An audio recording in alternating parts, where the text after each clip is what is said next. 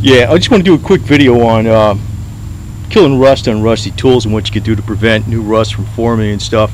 Um, I know, like you got the plastic dip. I got that crap too. You dunk it into plastic and stuff. You can make handles out of it on the tools and coat them and stuff. I found, let me put it this way: I usually do the quickest, cheapest way that works the best, lasts the longest, and takes you the least amount of time to do it. Right? So these are a couple old rusty screwdrivers. Nothing wrong with them. I use them for tire levers, and these are a couple tire levers because I'm going to be doing my bike, which I found these things. This is a bolo, and this thing's made in Brazil, actually, right? This thing, I'll tell you what, a lot of people in these gun control areas of the world, that is a kick-ass tool. I'll tell you what. It's I've used the American machete, and used a regular axe and stuff.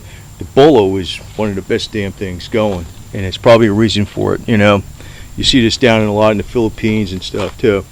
Now, the easiest way to, even though this is about rust, I'm going to point this out. The fastest way to sharpen that thing is this with this. If you just place this flat down on the ground, you got one side that's coarse, one side that's fine. Does a great job on it. Now, the thing I use for cleaning off rust, now I used to use like a washing machine motor with a wire wheel. These type of wheels work better, and I just use it on a heavy duty drill. That's the simplest way. In other words, you just put it down here. It's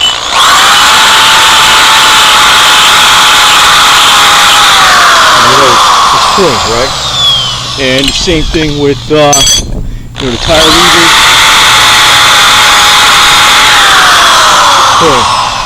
Now, I'm not going to bother taking off every single last bit of rust, but I probably will pretty close to it.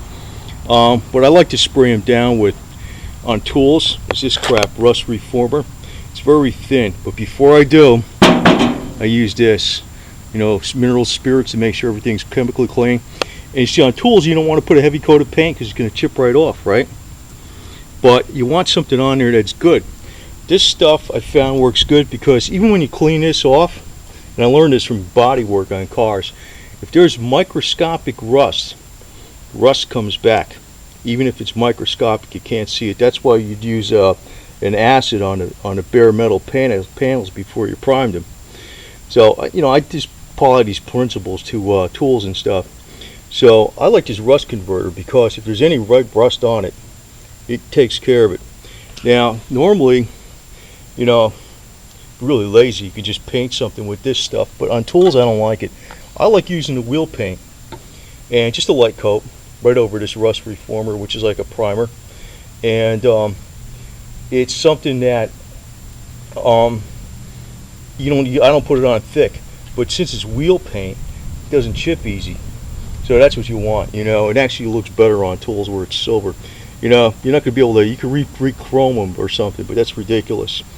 But this is the simplest, cheapest, fastest way of doing it, and I'm going to show you the results. Okay, so basically these tools are cleaned up with this wheel, and this type of wheel is a lot better than a wire wheel by far. Always used old. I know that's been around, but I don't know how many people know about using those type of wheels versus the wire wheels. So this is cleaned up, and it's been cleaned up with mineral spirits chemically, and what I'll use on it then is rust reformer. Now, some people would just take some oil and go over it. That doesn't last. And what I do is I just put a light coat of this stuff on it, and I don't use any heavy paint because it chips right off. This lasts a lot longer than freaking oil.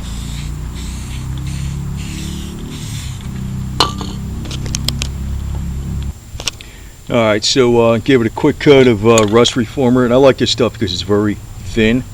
And some people put I know this might not be an important video, but the point is that you don't want the tools to get messed up because then you buy new ones, and then you wind up saying, no, I don't like the way those tools look, and you buy new ones anyway because they're not pretty. Well, you just clean them up with the wheel. You don't need any special magic crap that you dump the stuff into and all this stuff. And if you don't get them all cleaned up, just this rust reformer works good because it gives a nice thin coating. In other words, this coating won't chip.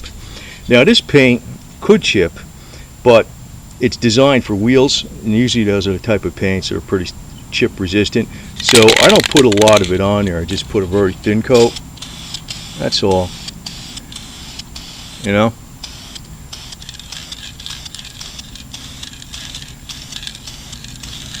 And it's got like a metallic to it, so looks pretty.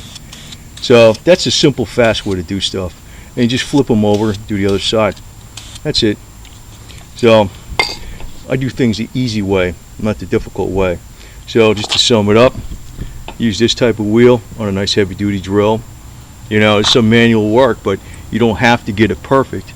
Then clean it up with this stuff. That's very cheap. I mean, I had this for a lot of years. I mean, I just use it for cleaning parts and then painting them. And if you don't get all the rust off of it perfectly, but you got the surface roughened up good, this rust reformer works great by Rust-Oleum. And then you don't need to prime it. You can put a primer like that. That's a good primer. But you know, on tools, I don't like putting too much paint because it chips off too. If you put it on thick, just stick the wheel coating on it. That's the cheapest way to do it. I'm just talking about a tip here that is simple, cheap, fast, and no muss, no fuss. The simple way. That's the way I like doing things.